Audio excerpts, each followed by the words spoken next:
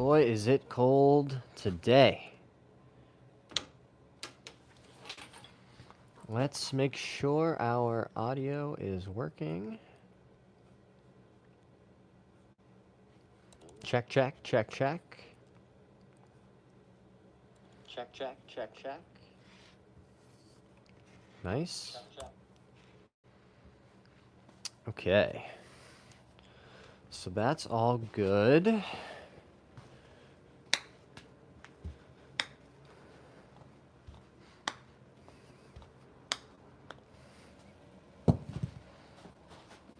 I'm going to try to have time to play some golf this weekend. That'll be exciting.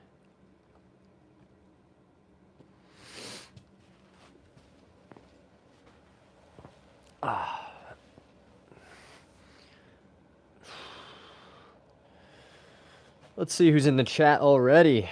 Hey, Ritwick's in the chat. Hey, Ritwick. What's up, dude? I'm doing great. Made it to the end of another work week. Gonna get some practice done, hopefully. What will we be practicing today? Well, mostly, hopefully gonna be demonstrating some, questions and drills, for the chat. See what people are working on in their own games. For me, I've been working on balance in my golf swing. So being really focused on, holding my finish, making sure that I'm, topping out at a speed where I can still have a really balanced swing, trying to have a little bit less backward sway off the ball, right? Trying to feel like I'm super kind of stable and centered. Right, and that my swing is, I can hold at a nice balanced finish. So that's what I've been practicing, right, Wick? How about you? What have you been practicing? Oh, nice. And I do already have some water out here so I can stay hydrated, which is amazing. Oh. I'm going to try to play some golf tomorrow. It's been raining for what feels like, a month straight.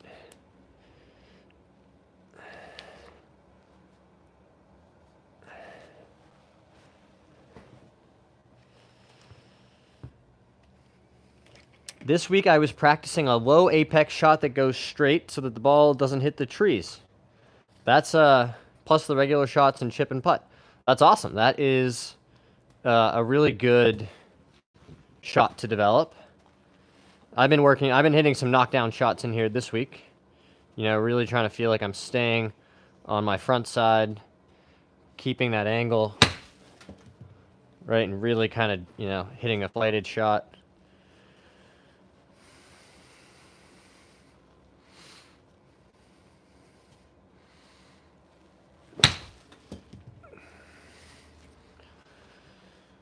Oh, still mostly just trying to get the muscles warmed up and awake. Like I said, it's pretty cold out here, unfortunately. So, yeah, wow. Even the clubs feel extremely cold.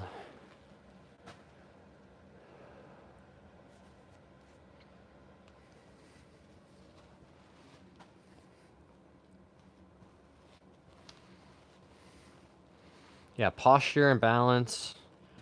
Staying centered, that's really what I've been focused on. And I've found, as you might imagine, this is going to sound kind of obvious, but, I've just been making a lot of nice, solid, well-struck, good golf swings. Again, with just those kind of simple keys in mind.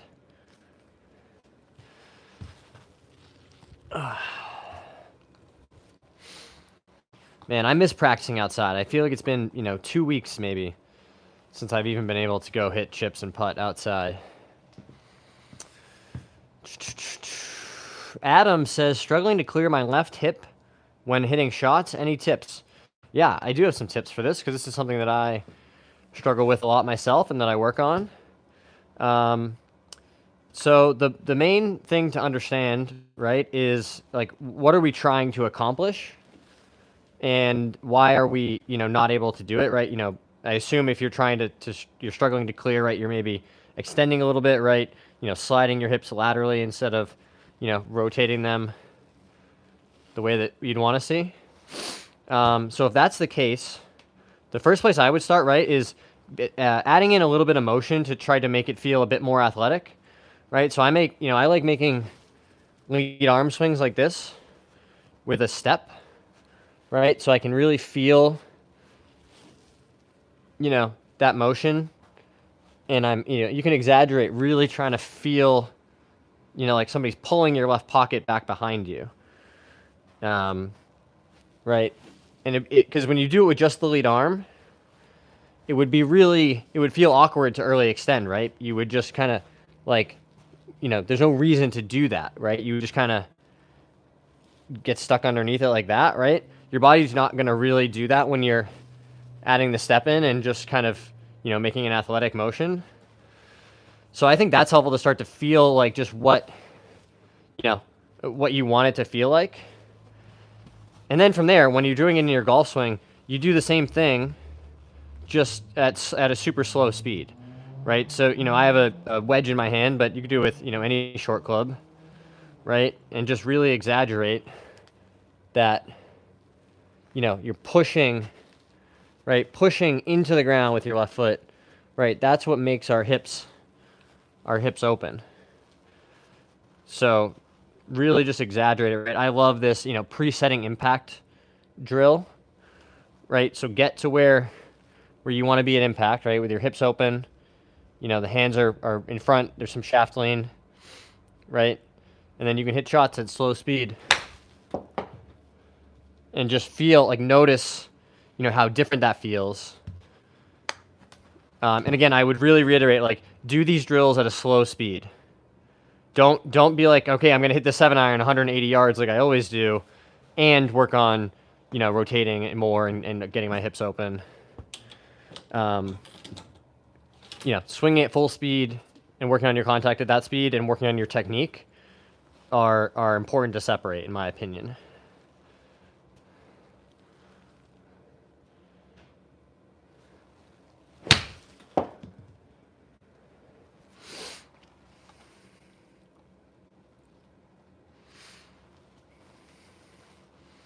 So this is a gap wedge I have in my hand, and I'm just, again, practicing getting into that, balanced impact position.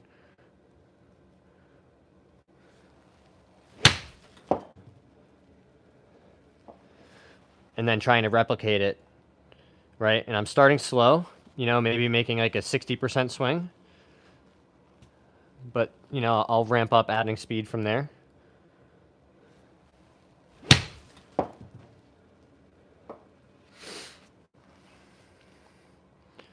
And then the last one, Adam, if you're still in there, that I like doing sometimes is a little bit more advanced. So, work on the other ones first. But I like even adding in like an actual step, right? So you make a backswing and you would push, right? And take a step, back with your left foot, right? And then, while still coming through and hitting the ball. Just again to exaggerate that feeling of getting into your left side, pivoting around. Imagine this was like a pole, right, from your heel all the way up your leg, and that's the corner that we're turning around, right? If you've ever heard people, say you just turn and then turn the corner, right? That's what they're talking about, is this pivot point that runs down into your heel of your left foot.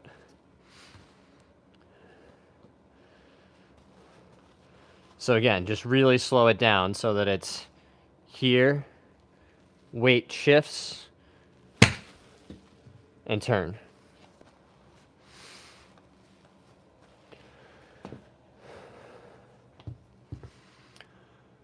Nip Sauce said, I realize a slow backswing is way better.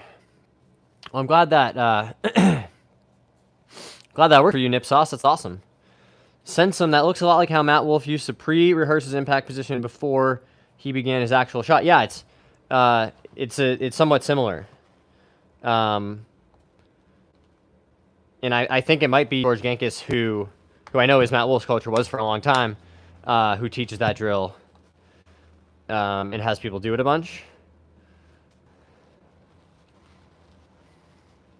Right, for me, it's important to feel just how much right side bend there has to be, right? Because I tend to get going, swaying like this way and then this way, rather than turning and turning.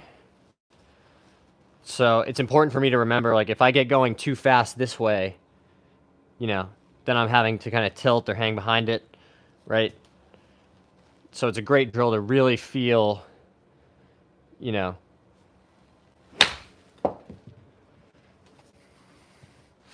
just getting into that spot where you want your body to go, coupled with, you know, can I then make a quality strike on the ball like I want to? And then I have a nice balanced finish. Everything's kind of facing right to the target. I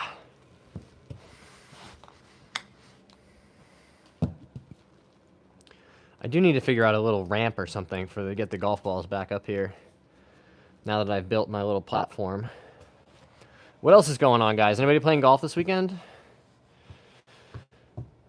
Adam said super helpful. Thanks. Yeah, glad to help, Adam. C. Rich, how do I stop towing my drives? Good question, C. Rich. So, the first thing that I want you to try practice, you know, if you're on the range, you have your driver, try to hit like 5 balls in a row out of the heel, right? See what you would have to do to change your impact pattern, right? That could be, you know, if you're standing really far away, that can be a reason you're towing it, right? You know, if the arc of your swing at its extension, right, is, you know, you're having to reach for the ball, right? But just see what happens, right? Tell yourself, I have to hit it out of the heel, right?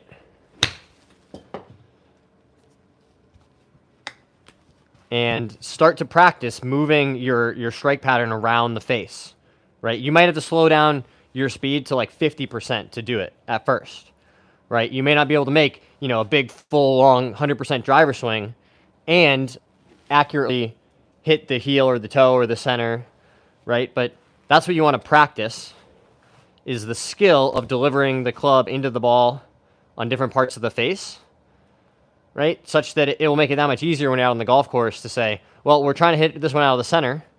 I know what that swing feels like. You know, let's replicate the center of the face swing, right? Another one you could do, see, Rich, right, is if you're hitting the ball out of the toe, right, give yourself a physical barrier on the heel side, right, such that if you did come in from, you know, from the inside, right, or somewhere hitting the toe, you're going to hit that alignment rod or barricade, right, whatever you put there, and subsequently, you know, learn how to hit shots where you can deliver the club into the ball and not hit that stick, right? You can use a head cover, you can use an old glove, right? But just remember, right, like if my pattern is hitting the toe side, that means my club is too far this way, the side I would adjust for, and vice versa, right? If you're hitting it on the heel too much and you want to move the strike that way, you'd put the stick on the other side. So hopefully that makes sense. Isaac says, I have a bit of a slice. Any tips on how to fix it? Pheasant run on Sunday. Weather shitty, though. Sounds like a good golf course, though, by the name of it. Octavio's back. Octavio's in here, said hi.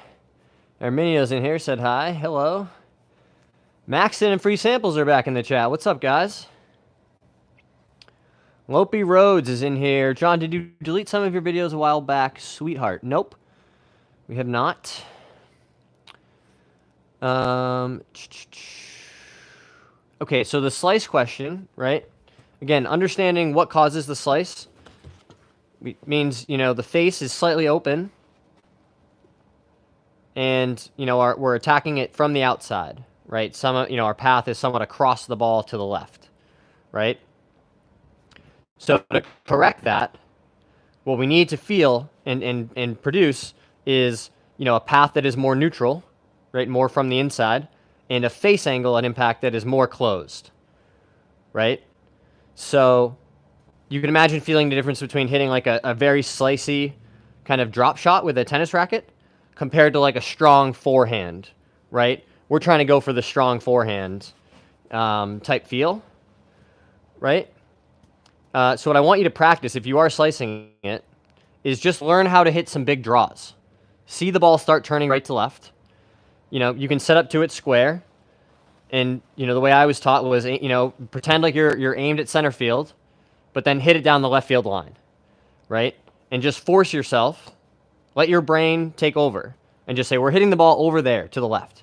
And what you'll start to notice is, your arms will turn over more, however you produce that, right? To close the club face some and get the path, less across it and more out to the right. And if that is, if you're still struggling to produce the shape that way, what I would suggest is a drill where you grab a head cover, something like this, an old box of balls, and put it down outside of the ball to the right, like that, right? Such that if you did make the steep swing, right, where you come across the top of it, you're going to slice it, well, you're going to hit that barricade, that barrier. So you need to practice making a swing where, the club head stays more outside your hands and drops maybe some to the inside, right? Or at least is, what I like to see is more one plane, but certainly not steepening, right? Such that you can produce a swing where you hit the ball from the inside and miss that head cover. So kind of a two-part one, right? One where you're just trying to make sure you produce a draw, develop those skills of face control and path control, right? And then an actual drill that I think could be helpful if you're still struggling. But I think, again, what I would encourage you to how to think about it, right, is developing the skill of face control. Because there are going to be shots eventually in your, down the road in your golf journey where you're saying, well, I need to turn this right to left, or I need to hold the face and have it fade left to right. And you want to be able to, on any given swing, be able to produce, a differing face angle and path to hit different shots. So it's not just about, here's the drill to fix your slice, but here are the skills that we want to develop.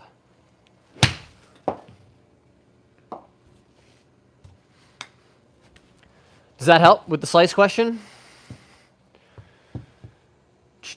Lopey Rhodes, always with the strange questions in here.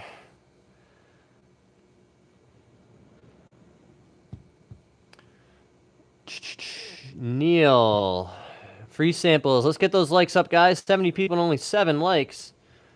I appreciate the love, free samples. Thank you very much. I think I'm reaching for it now. Thanks. Oh, I'm glad that helps. Graham said hi. Hey, Graham.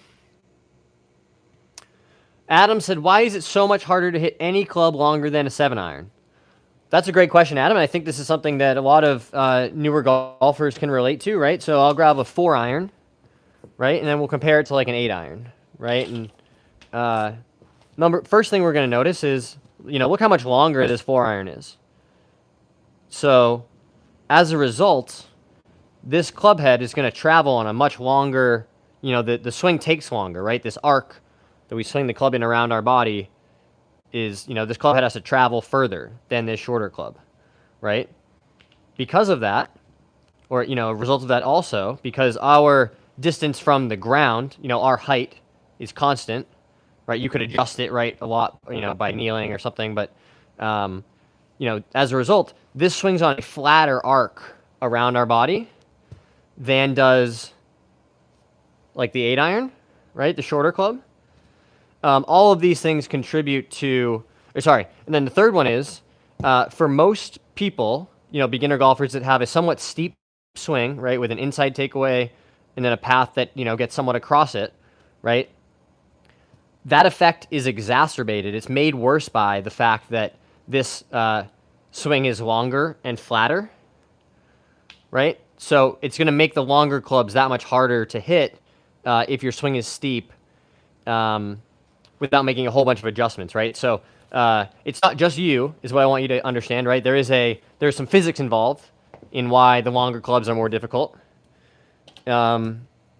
And, it definitely is, I think it's a normal part of your progression as a golfer to say, like, wow, I could hit the shorter clubs really well. Then I started working on, like the 6 and 7 iron. I got kind of better at those. And then, I really had to spend a bunch of time learning how to hit like a 3, 4, 5 iron.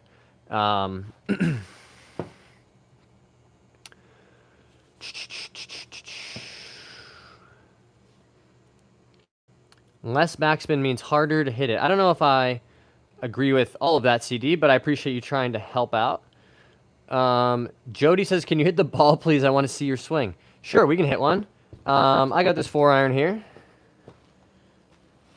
And like I was saying earlier, what I've been working on in my swing, right, is just, staying very balanced, right, and making sure that I'm not swaying so much laterally, but more just, kind of turning and turning, right, and making a nice balanced finish.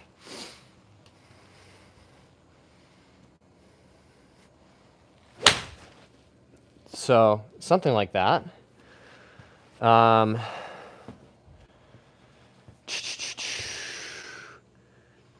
Graham said, hey, brother, any drills for face consistency other than repetition? And Jody said hi and said, nice shot. Thanks, Jody. Yeah, of course, Graham. How is your video not mirrored, but you can still read chat? That is the beauty of multiple screen solutions. Okay, so the face consistency question, right? I assume, are you talking, Graham, about like left to right, heel to toe consistency, or vertical consistency, like ground contact, hitting the center of the face?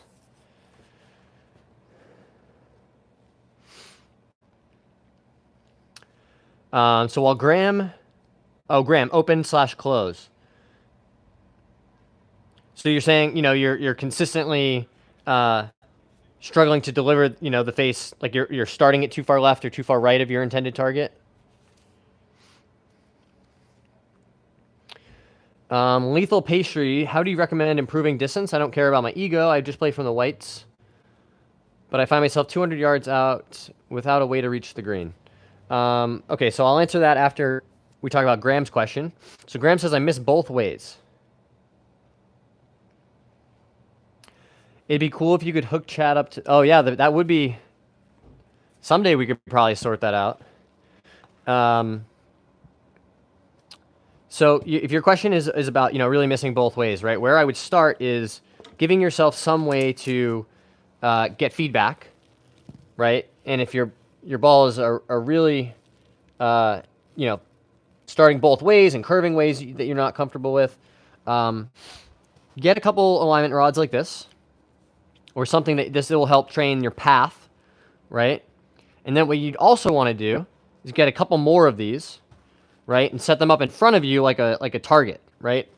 Such that, so, you'd have to make a good swing to miss the alignment sticks here with the path, and then, stick these in the ground like this out in front of you, right? And your goal is going to be to hit the ball in between like a field goal, right? Because if you deliver a strike into the ball where the face is too open or too shut, right, it's going to start, either left or right of your target. So, Graham, that's where I would start on the contact question. Lethal Pastry's question about distance, right? So when you're talking about adding speed or hitting the ball further, right, there's a couple ways we can go about it.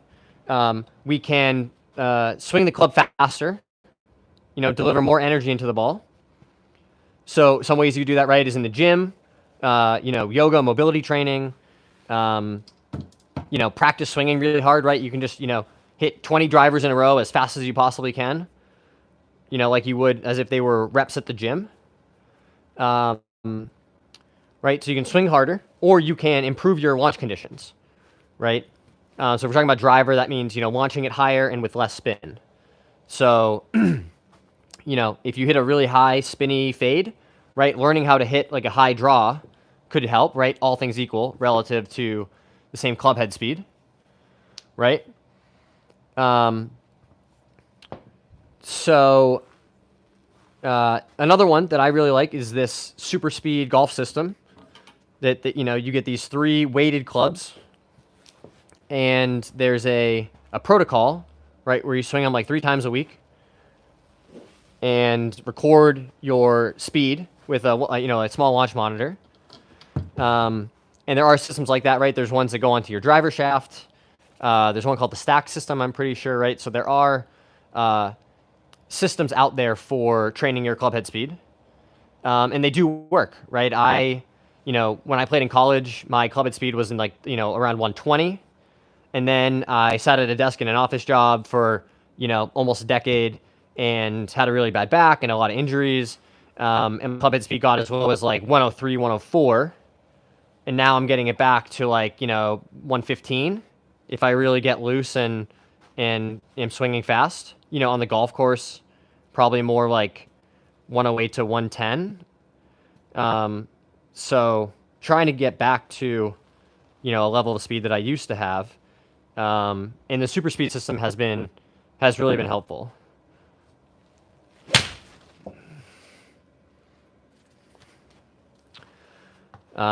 So there are a couple different ways to go about it. Drew says, hit a fade. How do you hit a fade? So for me, again, to hit a fade, I want to feel like I'm staying, more on top of it this way, right, into impact, to deliver a swing that is slightly steeper than if I was trying to draw it, right, and I'm trying to really shallow out the club. So I think, again, the best way to learn it is to produce, exaggerate the conditions which will produce a fade if you're struggling to do so, and then try to dial them back from there, right? So, learn how to aim way left and hit a huge slice, right?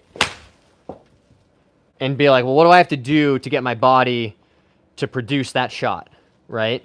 And then from there, you start aiming a little, less to the left and saying, I only want to cut it a little bit, right?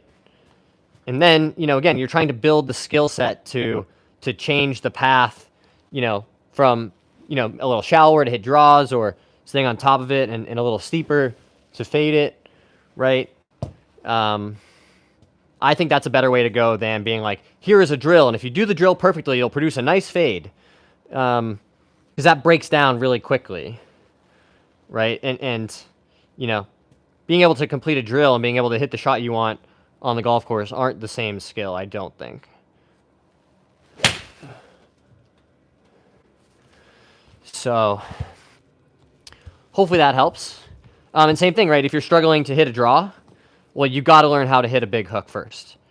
Again, you have to produce those conditions, teach your body how to do it over and over again, right? Say I'm going to hit 10 balls in a row, and I'm going to make sure that they all are a big draw, right? Again, if you're working on a slice, and it doesn't have to be at full speed, right? You can just say I'm going to hit a draw, boom, draw, and just build up to it, until you feel comfortable developing those skills and adding some speed to it.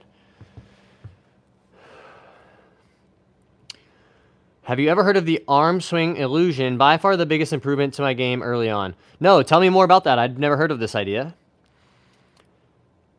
Jepidolimer says, how do you do a good backswing? Nice live. Thank you very much. So for me, the keys in the backswing are pretty simple, when I think about it in this moment. For me, right? So the key for me at the moment is just keeping the club head outside my hands, right? Keeping my hands in, not letting them go out this way, right? I used to get really kind of inside and then steep.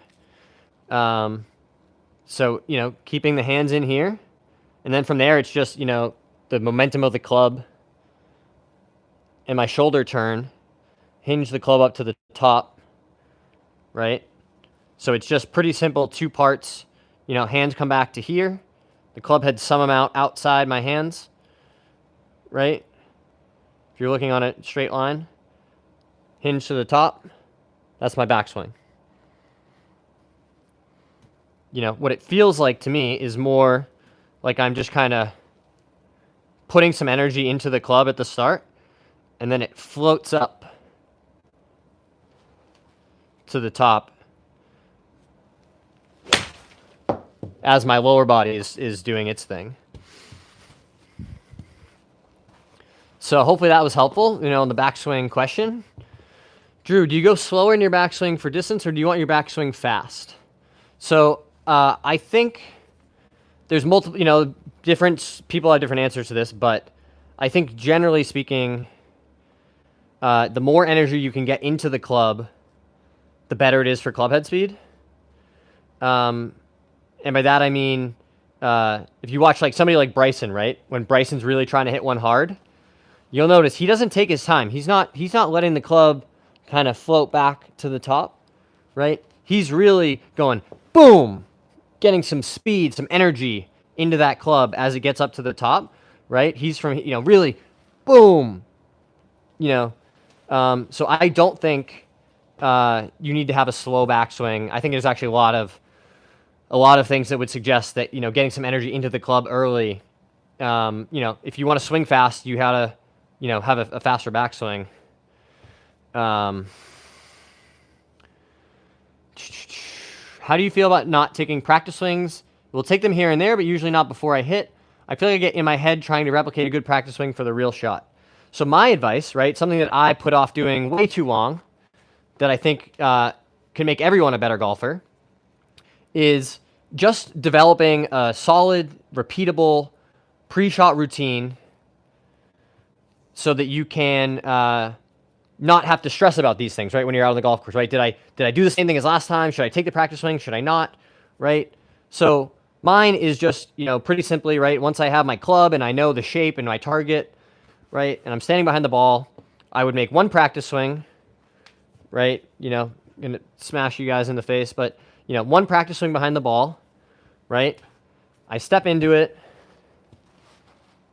I set the club down, I'm in my posture, I have a couple of looks at my target, right? I also, I have an intermediate target, something in here. That's how I set up to it, right? A couple of looks, I kind of keep my feet moving a little. And then when I'm settled and I have the club moving, even just a little bit still, I'll go ahead and hit it, right? So it can be, again, as long as you do it quickly, it can be a couple practice swings, it can be no practice swings, but it should be consistent, right? If you want to produce consistent results, having a consistent process before and after the shot is one of the best ways to do that. Control what you can control, right? We don't know what swing exactly is going to come out. You could hit the perfect tight draw that you're envisioning, or you could hit, a wipey one that kind of hangs out to the right and gets caught in the wind. You could hit the hot one where you turn the face and it really gets going to the left. There's a variety of shots that could come out. That's kind of, this idea that we're aiming a shotgun, not a rifle, right? So you're trying to overlay, your pattern, your outcomes, the variability, right? This oval shape of dispersion, the cone, if you will, over our target, right? So that as much of those shots land on the green as possible. And again, having a consistent process is a good way to try to keep that dispersion as tight as possible. So hopefully that helps, Spencer. How long did it take for you to set up the net return? What size do you recommend? Good question from Kilroy. It took me about 12 minutes to set it up by myself, and maybe half of that was stubbornly not, going to get a small step ladder to put the last piece in, and trying to, hold all of this netting in one hand and then get the piece to go in the other hand. So if I had just had that, in the first place, it would have taken about 10 minutes, I think. Maybe less, maybe 6 or 8 minutes. I knew that I was going to have it for a while, so I got the Pro series. And I am a big fan of it. It really, it does what it's supposed to do. It feels like a built-to-last product. I really have been pleased with it. It does make such a huge difference in the quality of the strike when I'm really focused on just being balanced, right? Having a nice, smooth, solid finish. All right, who else is in the chat today? Steve says, why can I hit a great 6-iron but can't hit my 5?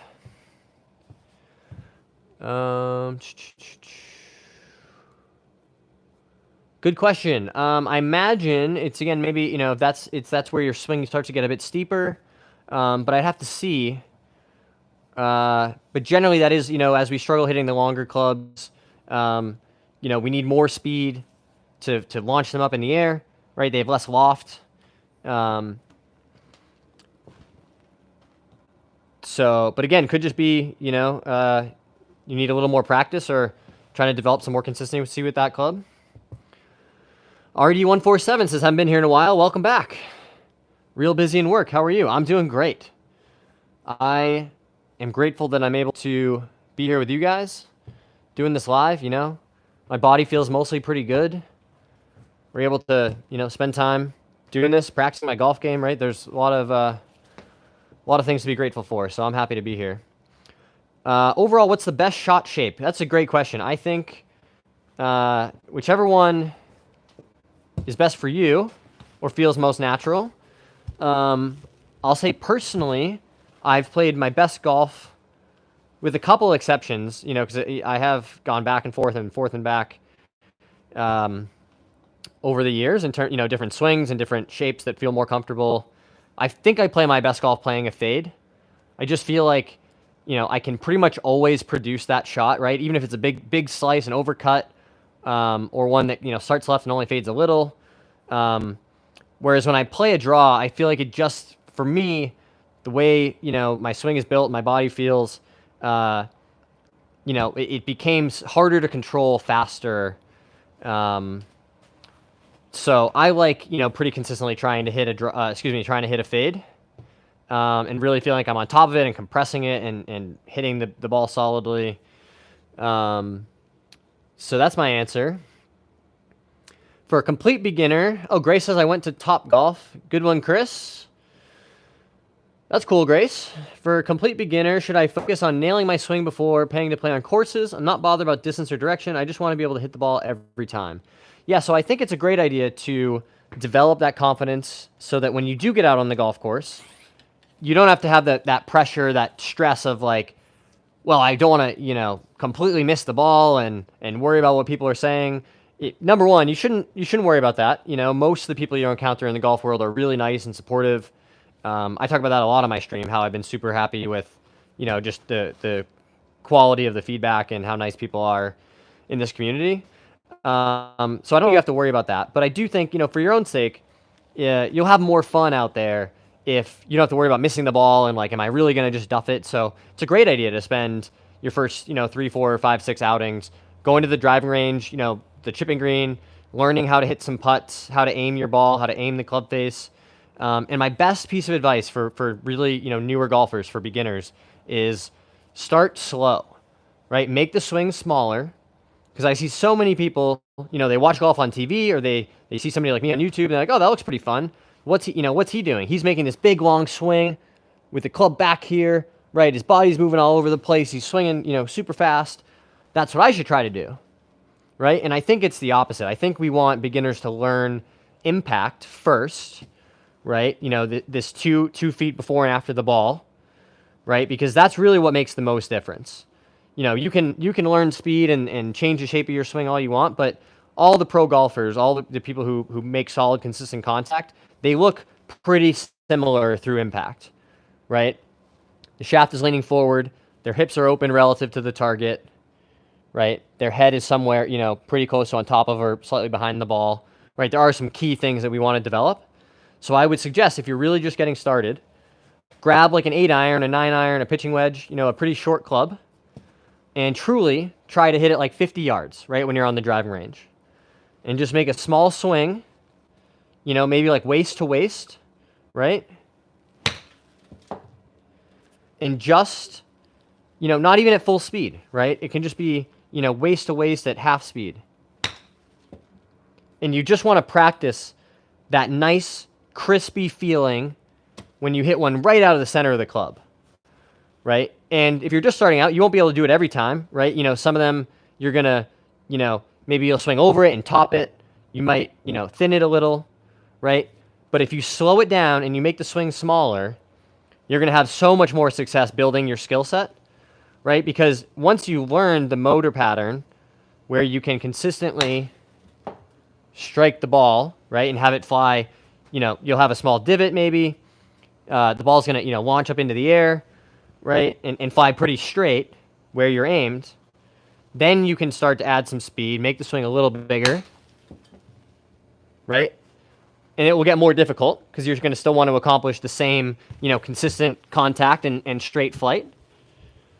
So that, then you'll say, okay, I have to do something different. I have to keep practicing to make a 60 or 70% swing and hit 10 in a row really solidly and straight.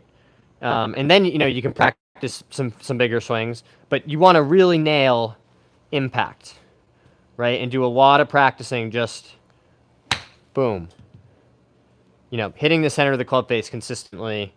And when you're out on the golf course, once you have a sense of, if you've practiced that a bunch, and, don't be afraid to hit more club and just make that smaller, 3/4 swing to really ensure that you're going to hit it solidly, right? Because if you hit, you could hit a 7-iron. If you hit it perfectly with your 100% swing, it could go 150 yards on the green, right? But you could swing a 6 or a 5 and know that you're going to make solid contact, right?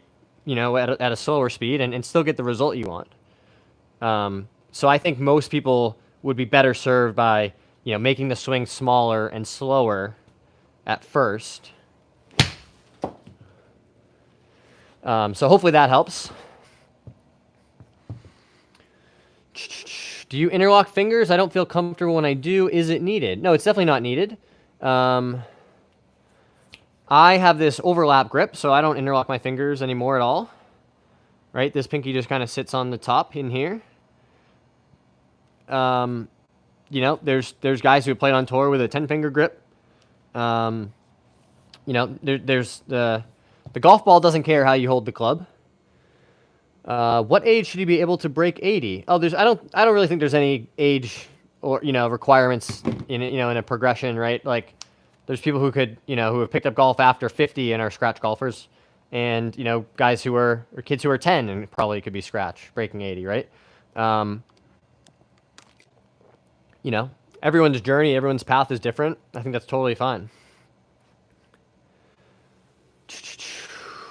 I have a child. Should I go Messi or Tiger Woods project? That's a very funny question. Tiger Woods, right? Like, golfers kind of get injured, but not really. It's a pretty sweet life if you're a pro golfer, traveling around, playing different resort golf courses. That's where I would go. LMM Golf said hi. Hey there.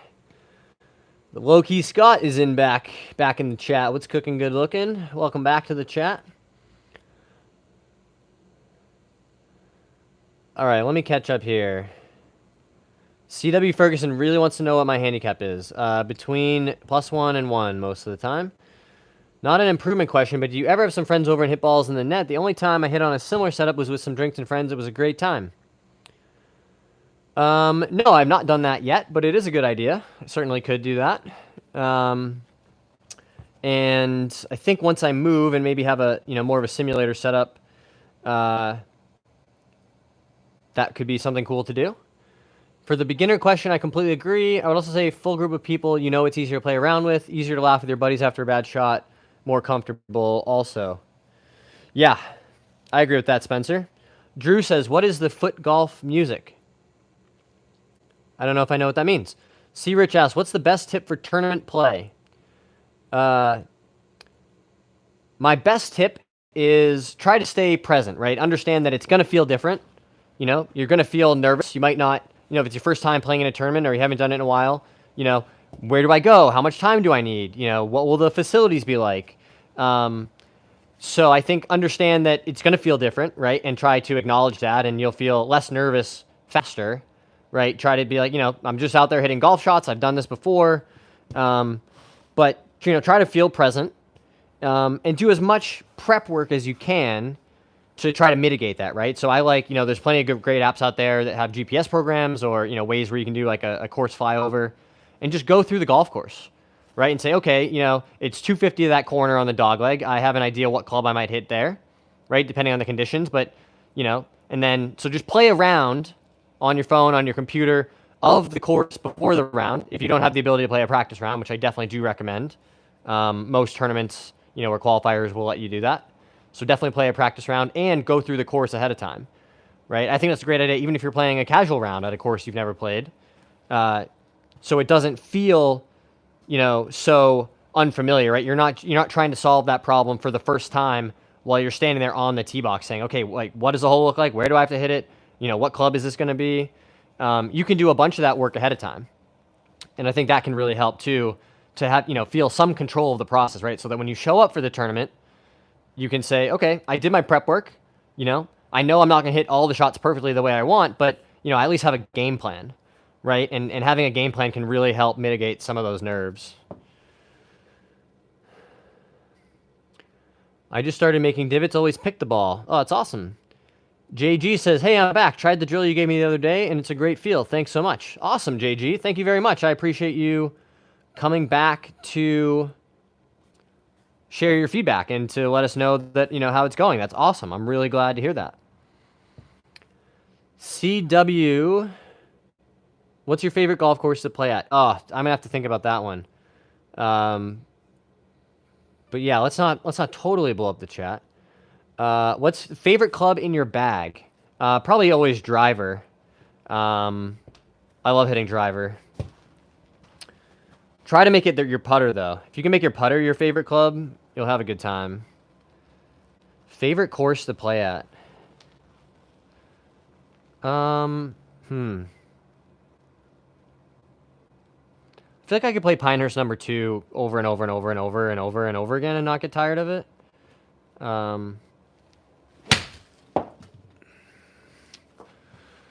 There's a lot of good ones, though. There's a lot of good ones. Old Sandwich, I love. That's one of my favorites. Down on the Cape of Massachusetts.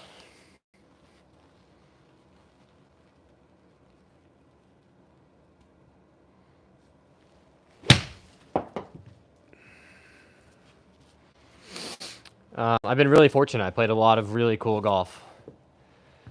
Hello to everybody saying hi in the chat. Hi, guys. Can you go over swing basics for driver just to hit it square more consistently? Yeah, sure. We can do that. So, like I was just saying a second ago, Stampede. And then Decker said hi. Hey, Decker. When you're working on technique, right? So in this case, trying to strike the ball squarely more regularly, right? I think it's pretty critical to slow down, right? Not, you're not making a big full swing, trying to hit it your normal distance and working on your technique, right? There we go. It's a pretty inconsistent tee situation I have here, but right. So if you've identified, right, if you're striking it, maybe out of the toe or out of the heel, or even if not, you can give yourself some barriers, right? Some reminders, right? Put these down and try to make a swing where you don't hit them, right? You want to put it in a place where, if you're going to hit it out of the toe, right, you might strike this on your way into impact, right? Conversely, if you're getting steep and you're swinging across it and from the outside, right, well, you're going to hit that head cover and not be able to get to the ball if that's the swing you make. And then again, slow it down. Don't be afraid to just say, like, okay, I have a driver, but I'm going to try to hit it like 100 yards.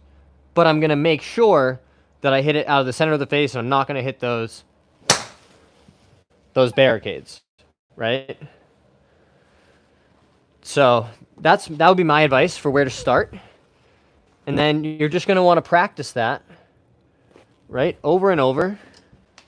Just, making a small swing and feeling like you're hitting it out of the center every time. Then, you start to add some speed to it, but, you really want to develop that skill of how can I deliver this club head, you know, and hit it in the center of the face consistently. K-Baller said hi. Hey, K-Baller. Stampede said, good tips, much appreciated. Yeah, you're very welcome. I'm happy to help. And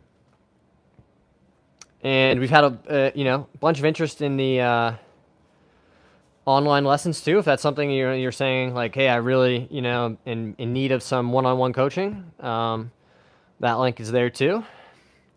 K-Baller says, how do I stop hitting behind the ball with irons? So if you're hitting behind it, right, let's first diagnose, what's happening, right? So I've got an 8-iron here. Don't need this tee anymore, right? And we're hitting behind the ball. That means that our weight at, because we're swinging on an arc, right? So, and we start at 0, right? Our club's, on or close to the ground. So if we're hitting the ground before, that means our arc is shifting backwards, right? To hit the ground first and then the ball. So that's most likely a result of your weight getting on your right foot and then staying there through the hit, right? Like if you're, stuck back here, you're going to hit the ground first. So what we need to do in order to, deliver a nice strike on the ball, we need the shaft leaning forward, right? With the, and some amount of descending angle into the shot, right? So to produce that, we need to get the low point of the swing in front of the ball, right? So that we can hit the ball first and then the turf. So that's the diagnosis part. Then, what the next part is, well, what do we do about it, right? So to start, I would just make some swings. You don't even need a club, right? But, make a backswing and then just practice the feeling of getting your weight to your left side, right? So just this, right? You can lift your heel up off the ground slightly to feel it, right? But you want to practice feeling that shift from, having the weight, pretty centered, right? In on your left side in this big toe area, right? Back into your heel. That's how we shift our weight in the swing to then create space for the club and the arms to come through, right?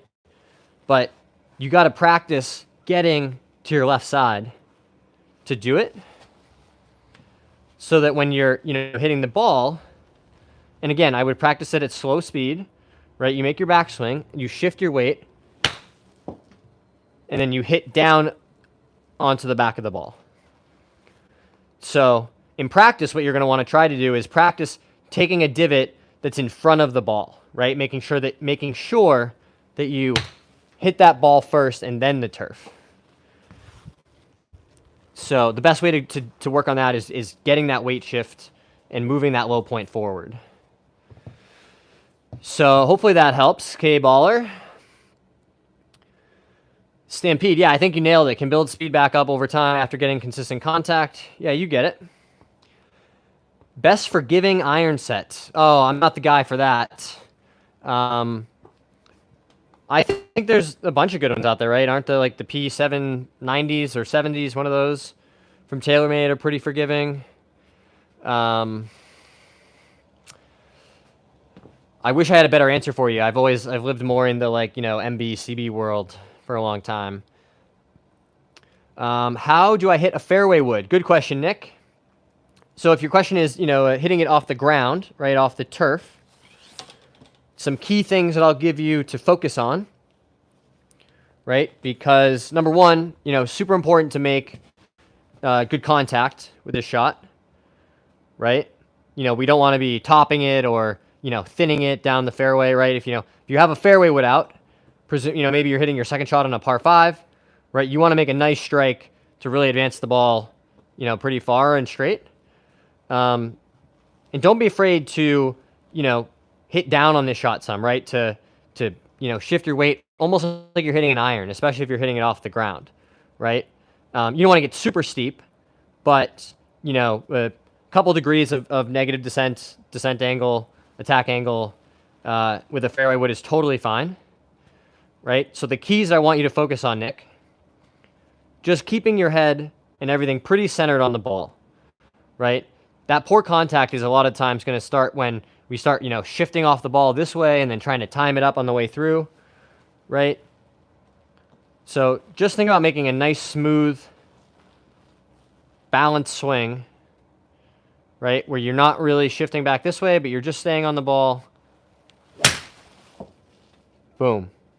Right? And it feels sometimes almost like that swing, like I would have taken a small divot. And that's totally fine. You can definitely take a divot with a fairway wood when you're hitting it, you know, even off the tee. Right? So that's where I would start. Nick? Loving this 7-wood too. 7-wood gang. Big Quan asks, should I use my 5-iron instead of my driver? I'm inconsistent with my driver, but I can hit my 5-iron 180 middle fairway every time. Well, I think I would say, Quan, it depends on the circumstances, right? Like if you're in a tournament and your driver's going all over and you really have to get the ball in the hole, then sure, you know, pull out a club that you can definitely keep in play. But if you're just learning how to play and you're out there, you know, in a casual round, I think if you want to, and I should, you know, back up and say, if your goal is to shoot better scores and improve the quality of your golf, you at some point you have to learn to embrace driver and advance the ball as far down the hole as you can. But if you're, you know, just happy having a good time out there and you're like, hey, driver's not very fun because I'm always in the woods. Like I just want to hit my iron down the fairway and I don't really care what my score is. I'm just out here to, you know, hang out and have a good time. Then by all means, like totally fine to just hit that iron, you know, have a longer shot in, but know that it's going to be in play. So, you know, that was a long answer to, you know, a somewhat simple question. But again, it kind of depends on your goals and objectives. Because, you know, again, at some level to start, you know, you're going to get stuck in your progression unless you start to advance the ball further down the holes. Carlin Daff says, I have a huge slice and I play baseball. How can I fix that? So, great, because I'm going to use a baseball analogy. If you have a huge slice, right, number one, let's understand why that's happening, right? It means the face is open and the path at impact is some amount across the ball, right, from out to in or, you know, to the left, you could say. So we need to neutralize those conditions. We need to close the face and have the path more from the inside or down our target line, right, not across it. You know, if you're playing tennis or even baseball, right? Imagine you wanted to hit like a dinky, you know, spinny shot to the first baseman, right? You kind of like cut down and across it, right? That's what's happening when you're slicing it. Ideally, we'd hit more of like a turning over, drawing kind of ball to like left center field, right? So what I want you to practice next time you're at the driving range, set up like you were, you know, going to hit one to center field, right? But instead, what you're going to do is tell yourself you have to hit it down the left field line. You got to hit the ball over there to the left. You know, start to see the ball turning right to left. And hit a bunch of balls where you're like, I'm set up to center, but I'm going to hit it to left field, right? What is that? I got to really, you know, exaggerate getting that club face shut, shifting the path, right? And start to build that skill set of, you know, I can close the face, I can open it, right? But you got to, you know, notice in your body and your hands and your arms what you're feeling to say, oh, you know, like when I make my normal swing and it slices, you know, the club head's kind of in like this, and then I'm getting really steep and kind of down on it like that, right? And when I produce the other shot, the other shape, you know, I kind of have to attack it from the inside and get the face closing just in order to produce that shot. So I think that can be really helpful. With the slice question, Noah says, why do I get stuck in the downswing? So I think getting stuck is mostly about sequencing, because I struggle with this still myself, right? And when we get stuck, it's a lot of times because we're just rushing the downswing. So I used to get stuck because I'd make a nice, beautiful backswing, and then I'd go time to swing, boom, and just rip the handle down, put a lot of right-hand pressure, right? And then you have to kind of go this way and then this way to hit it, right? And then all of a sudden you're like, oh, I know what that looks like. I'm just early extending, you know, and super stuck, right? What really clicked for me pretty recently, to be honest, was what I really need is time. I need time to let my lower body clear out of the way. And so how do I feel that? I've been doing a ton of these freezer drills where I feel like I just pause at the top and then I make my swing, right? Or almost like I'm just sending the club back and then the transition takes forever, and then in practice, right, I look at it on video and it's like there's almost no pause. But that's where the feel that I'm going for, to really slow down the drop, allow my arms to drop, everything to come into the slot, and then you turn, right? But it's a much later hit. And that has really helped me, right? Keep it, getting this hip open. I'm not getting closer to the ball, right? If I stay where I was, and I come back here, I'm not up like this, right? I have a pretty level, stable position from which to hit the ball, right? I can deliver a lot of good strikes from that position. So hopefully that helps. That's, again, something I actively work on in my swing and my game. Downhill Diary said hi. Hey, Downhill.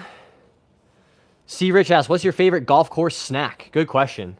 I've really been enjoying these recovery gummies. I think they're like, I forget what they are, but that's a good one. A quality hot dog, not like a mediocre hot dog, but I'm a sucker for like a good golf course hot dog.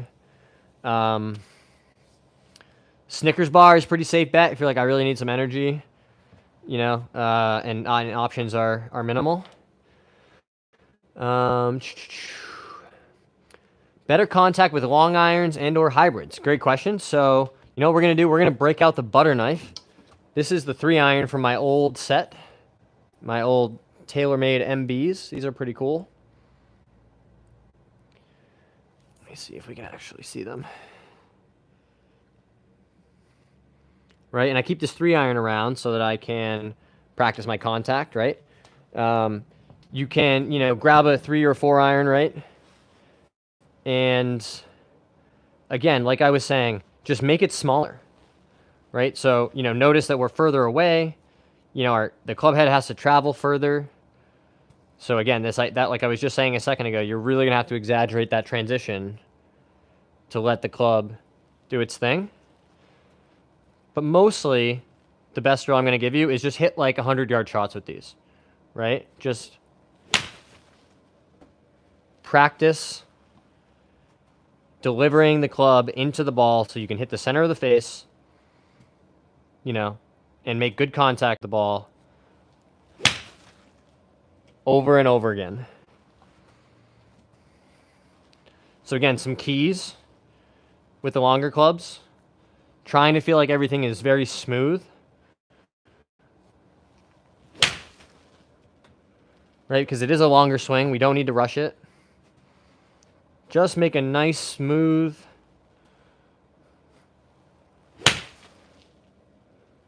delivery. Then you start to add some speed to it. Right, but if you're saying I can't swing the club at full speed and make solid contact, well, you got to change one of those things, and you want to make better contact. So slow it down, and keep a butter knife around. Grab one of these from like a thrift store. This is a great way to practice.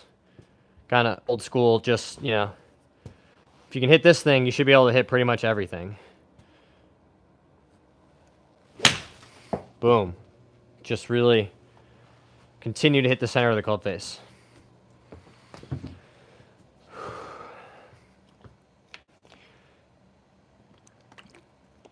Nate asks, I hinge early in my takeaway in order to make sure my takeaway is straight. Is that a problem? No, I don't think so. Right? I mean, for me, I think of the hinge as more of a result, right? Like, the club is swinging in an arc around my body. When I put energy into it at the start, it hinges, I think I hinge it somewhat late, right? But, plenty of good players, like Rory hinges it pretty early, right? And gets it set and then just turns, right? Ton of different ways to do it, right? My personal opinion is it's much more important to have a functional golf swing than a pretty one, right? No one would teach Jim Furyk's swing, right? But everyone would love to have his career, right? Made a ton of money, had a really long career in golf. You're welcome, guys. I'm glad these are helpful. When hitting a sand shot and you're in deep sand, how far behind should I hit the ball? Hard to say without seeing it myself. But I would say good rule of thumb is about an inch, right? A good way to practice that when you're in your bunker at home is, draw a line. You can't do this when you're out playing, but, about an inch behind the ball, maybe about a golf ball's width, right? So you could use your golf ball, draw the line and then move it, a golf ball's width up. And that 1 inch behind the ball, right, is where you're trying to have the club enter the sand. And if it is deep sand, right, maybe a little bit of moisture in it, don't be afraid to, keep the face a little bit more square, make a bigger swing, right? You don't need to use quite so much bounce with the heavier sand. Again, when you're in the bunker, objective number 1, get the ball on the green somewhere. You don't have to hit it close. You can hit it to 30 feet, right? Try to get it on the green in one shot. That's always our objective, really anywhere around the green, right? If you're chipping, pitching, our goal is always to get on the green as fast as possible.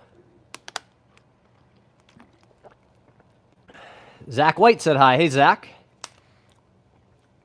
In your downswing sequence, drop your arms first or rotate first.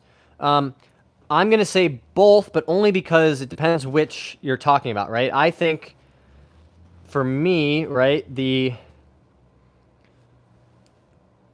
I start rotating my lower body while my arms are falling, right? So I try to feel like my upper body doesn't rotate until pretty late, right? Like I'm, here and then holding off, right? And then I rotate, right?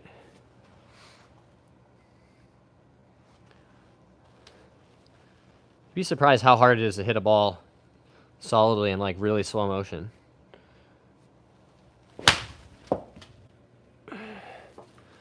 So yeah, I try to feel like the arms are coming down right before my upper body starts to rotate. I don't really like feeling like my upper body is rotating all that much at all. Simply because then I kind of sometimes will steepen it and I'll hit a bunch of big pulls, right, where the face is square, but it's just starting left of target. If I start to really feel like I'm over rotating my upper body, right? Because what does that do? Spins the handle out this way, right? We want it kind of staying in that slot. If you think about, imagine like a ghost or an invisible person was swinging the club, right? We would want it to travel on the most efficient arc possible, right? So to facilitate that, we try not to create, adjustments or, shifts in that path because those, take away speed and consistency.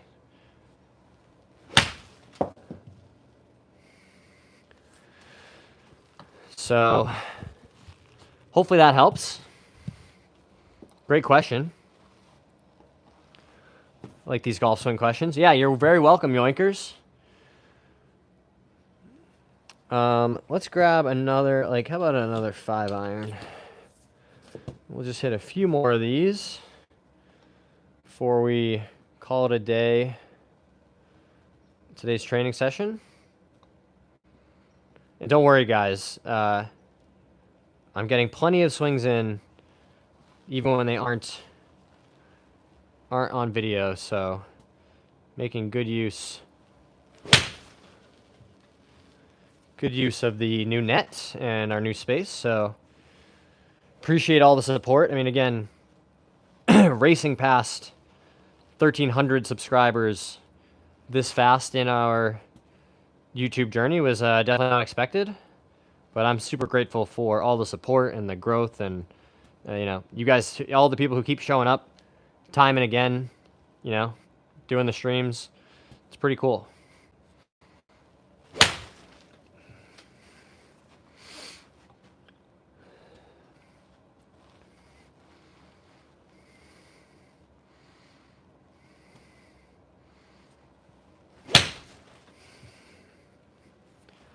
Again, just that little, from the last one to the one before, just that little extra pause at the top.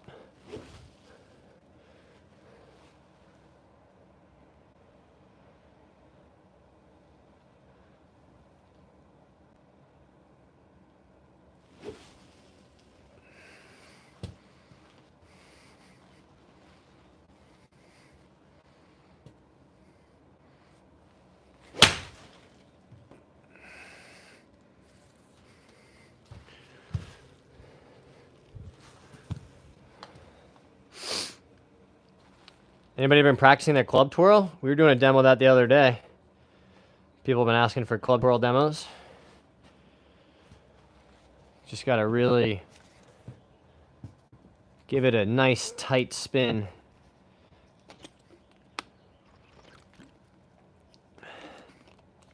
Mid to high handicapper here. Seems like I lose my swing a little if I don't hit for over a week. How do you stay consistent over time? Great question, Miles. This is always a challenge, right? Especially if you are like me and live somewhere that you can't play golf outside, 12 months a year. So, we come up with makeshift solutions like this, or practice, without a club on video. The best thing that I would suggest, right, if you are struggling to find your swing is, when you are able to practice a couple days in a row, right, or feel like your swing is in a good spot, what are the things that you key in on, right? Is it, a certain feel in the backswing, right? Is it a certain, setup position, right? Like, hey, I really feel like I hit it great when I'm, feel a certain thing, right? And just try to go back to that if it has been a little while, and develop some of those key things, or checkpoints in your swing, right? For me, when I haven't played in a while, my swing, my miss or my tendency is to get the club going back this way on the backswing, right? And then I get inside and then I get steep on the way down, right? So I'm always kind of going back to this checkpoint of halfway back is the club, where's that club head and club face relative to my hands and my body, right? And feeling like if I can replicate that, then I should be able to make a pretty decent swing, right? And just find what that is for you. It could be a specific checkpoint like that. It could be a, when it feels like a 3/4 swing, right? Or when I make an abbreviated follow through, right? These can all be different things that you develop over time, and just try to identify those when you are swinging well. Rich, we are Massachusetts, outside Boston. Appreciate it. Makes sense. Yeah, you're welcome, Miles. I'm glad that makes sense. If you haven't already, it would be super awesome if you guys could all hit that like and subscribe button. Really does help grow the platform, helps us do more of this stuff.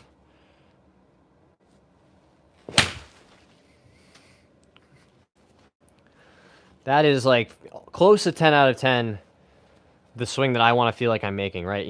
Like a nice, compact, tight backswing, nice and balanced, deliver a ton of speed on the back of the ball.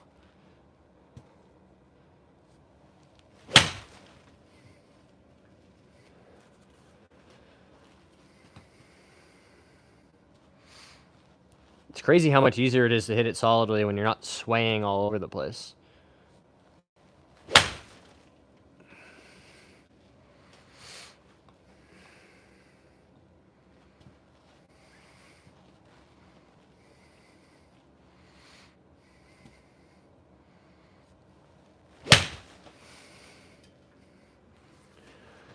Something like that.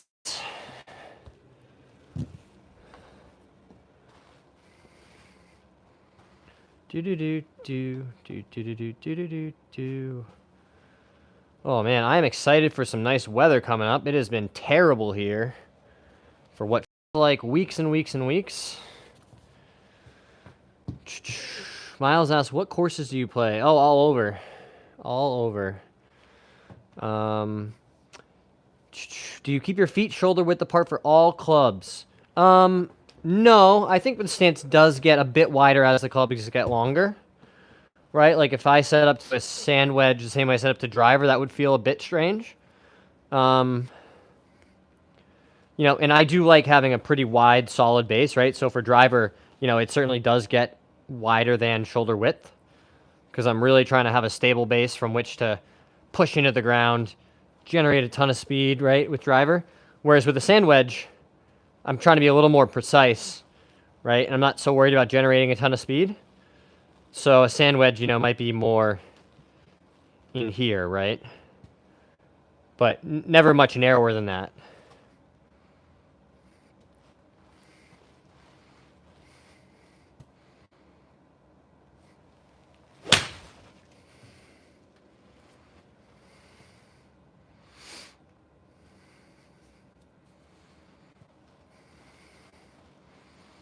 This is 5-iron here, guys. Again, really just focused on keeping that club head out there, giving myself space, and then slow in transition.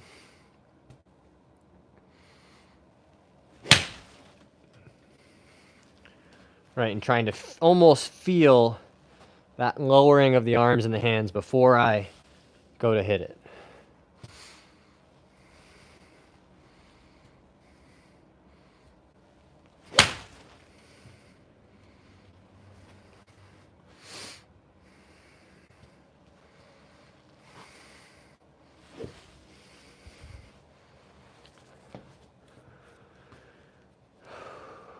Jackson asks, should I interlock my fingers on my grip or no?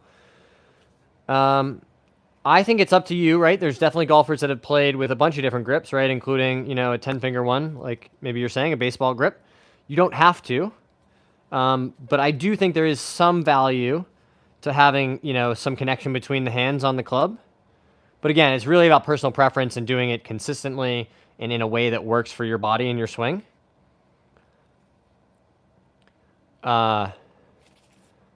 But, you definitely, lots of good players over the years. Jack Nicklaus, Tiger Woods have interlocked. Rory McIlroy, right? For a long time, the overlap grip, like what I use, was the standard. And there have been exceptions, guys who have done baseball grips or even cross-handed grips. It's already 100 degrees where I live. Wow. Jealous. It's like 40 and cold. Holden Life said hi. Hey, Holden. Stampede. Same for front to back alignment, I assume. Small changes as the clubs get shorter or longer. Yeah, exactly. As the clubs get longer, right, you'll notice you'll have to stand slightly further away, right? If I stood this far away with a wedge, my arms would be really, reaching for it, right? And with the driver even, I'm standing even that much further away, right? And that's just a function of the length of the club, right? So the ball position and my body, are the same, but my distance from the ball gets different, and my stance will get narrower or wider as the club gets longer. So, exactly right, Stampede. I'm glad that you helped us clarify that.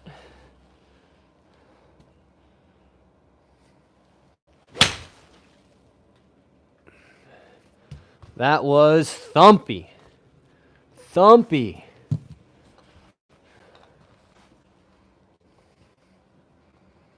That is what we are looking for, guys. And I can't even describe how much nicer it is to hit since I built this up with some padding under it, as opposed to just, clanging it off a mat, off of the floor.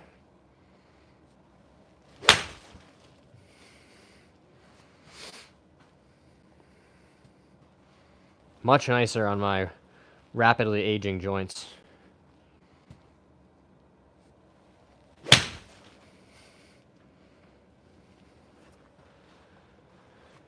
Whew. Drew asks, what's your handicap? Usually between 1 and +1.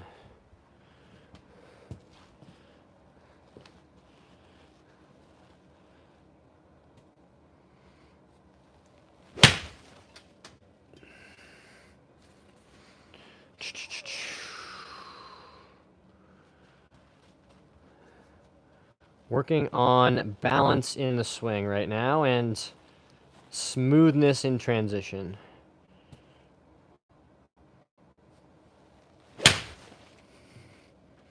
Just continue to flush it out of the center of the face, guys.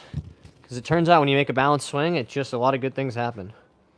I think that's going to be a really good cue for the year. Just to stay nice and balanced, stay right on the ball.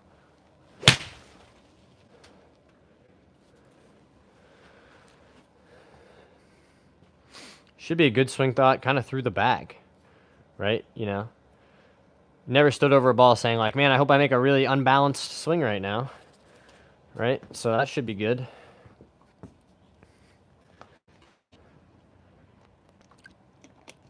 Thanks, Stampede. Yeah, I appreciate you helping us out there.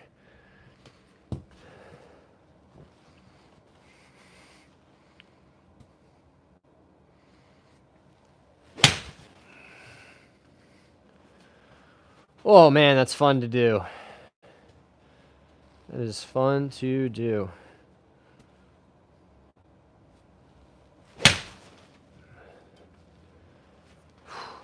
Doesn't get old. I never am like, man, I should just try hitting it off the, thinning it off the toe again or something.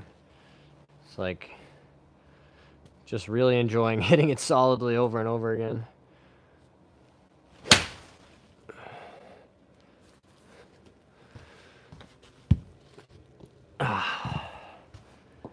Oh, man down. Man down.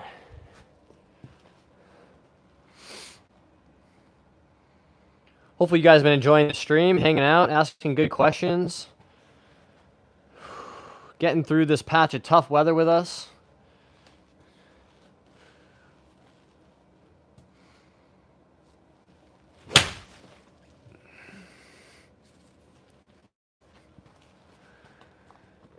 Don't be afraid to smash that subscribe button. If you've been enjoying hanging out, checking out the stream.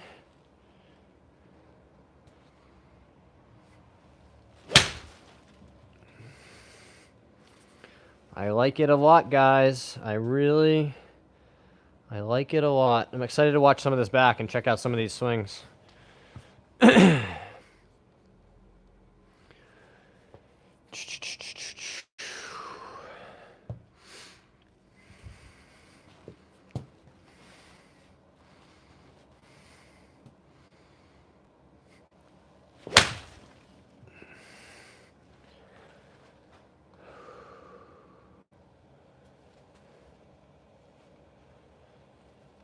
Yeah, that is really what I'm hoping to see. A whole bunch of those.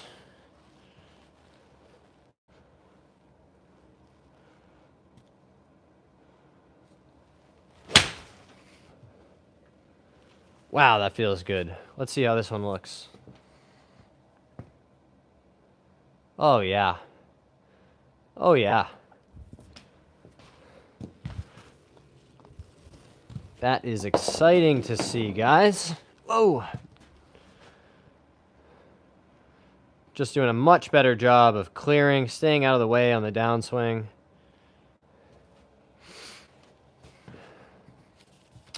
Scuffman asks, how much was the net? This one I think is $6.95. So it's a premium price for a net, but it definitely, I think, has held up to that price. Feels like the kind of product that I could, pack up and move around with me for the next 10 years and keep hitting into, right? It's just really high quality construction.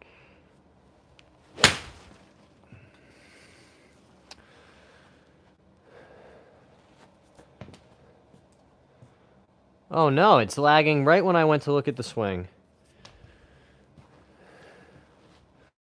That is how she goes sometimes, I suppose.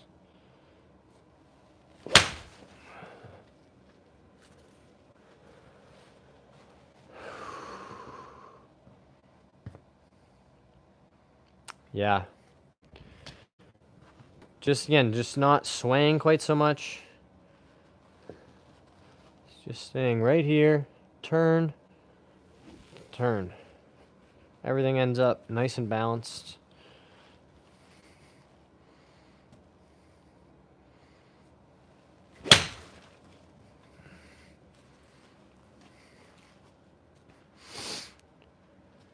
Oh, it'd be nice to get some warmer weather coming soon and be able to start filming content again outside for you guys.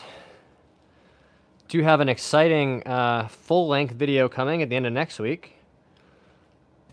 You guys get excited about that one. It's a 2-ball match I played at the par 3 course. That was hit out of the toe some for sure.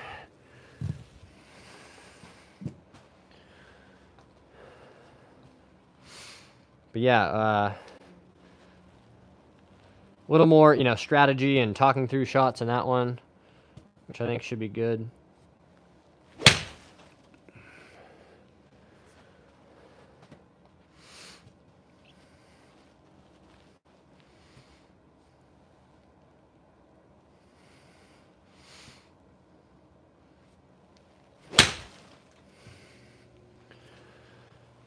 really feels so much better. Like I'm able to just kind of store that power and then sling it into the ball right at the last second.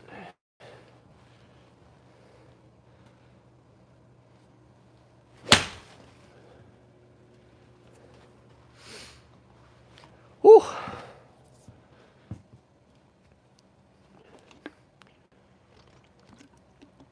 Scuffman, I'm pretty sure the net is 10 feet wide by 8 feet high, and it's maybe 3.5 feet deep, right? And I have it, the back wall of the net is, the back part of the frame is touching that wall, basically back there, and I've never once had an issue, with hitting a ball and having it ricochet back there, right? So the dimensions are definitely on their website, the net return website.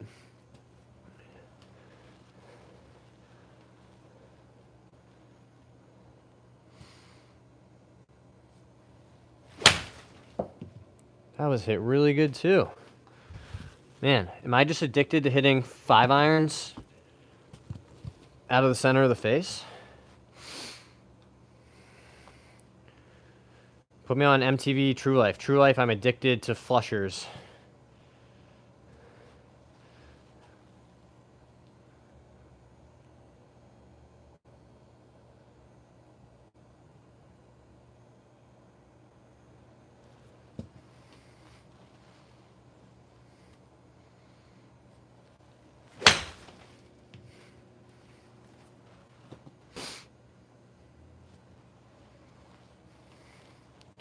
All right, guys, this will probably be our last set here. Just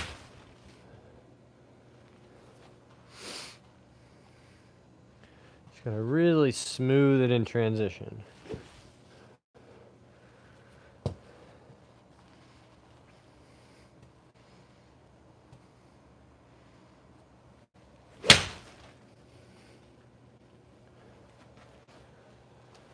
Let's see how that looks.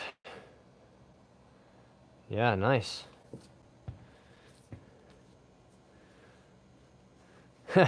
I'd be tired out by now. This man has some endurance. Like pinto beans, I love watching him whack it. Yeah, I'm glad you guys are enjoying it, right? I've been having such a good time, trying out different things on the stream, answering questions, right? Chatting with you guys.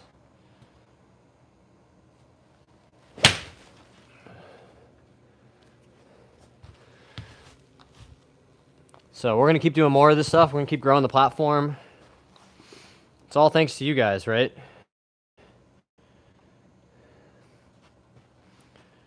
You guys and my wife. Because you got to have support. You got to have people telling you, like, yeah, this is something you can do.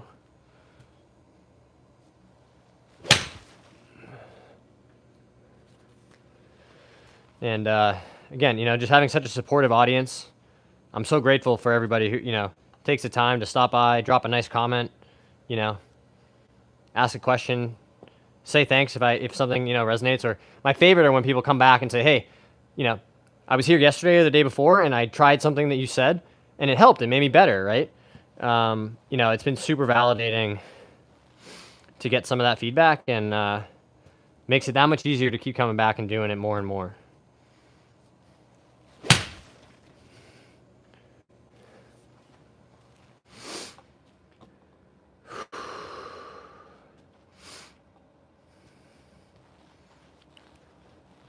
I keep saying last set, and then I'm like, it's so fun. It's just so fun to hit it this good.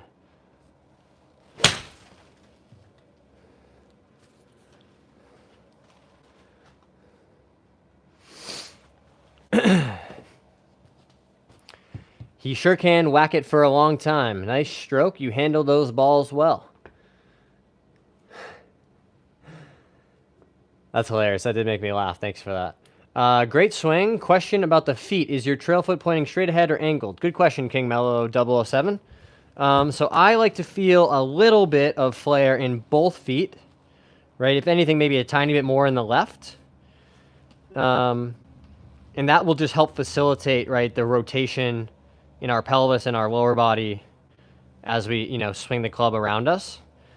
So yeah, I think it's a good idea to practice having some amount of flaring in the feet. And like I said, if anything, you might want more in the front side.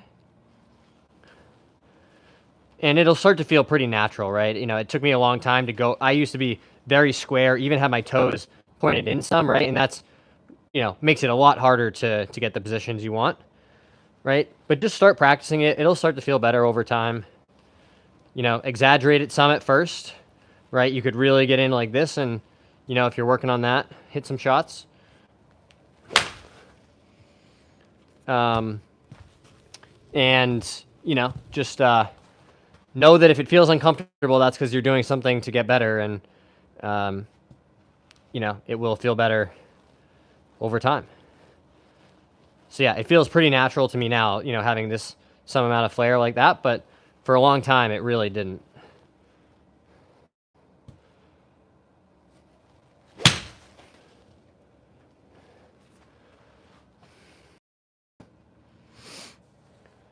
Whew.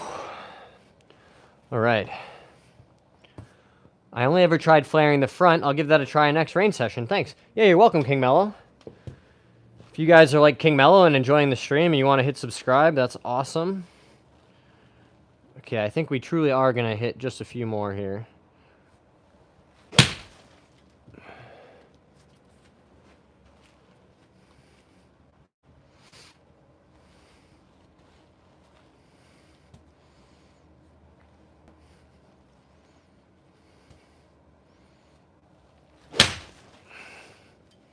Oh, it's just so fun.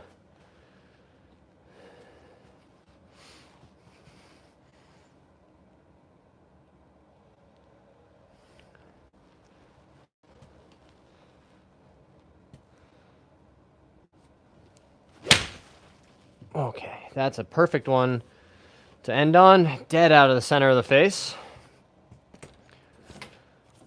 Awesome. Thank you guys so much for all the support. Another great stream, hanging out with you guys. Keep checking out the videos. We'll see you next time on the stream. Thanks again for being here.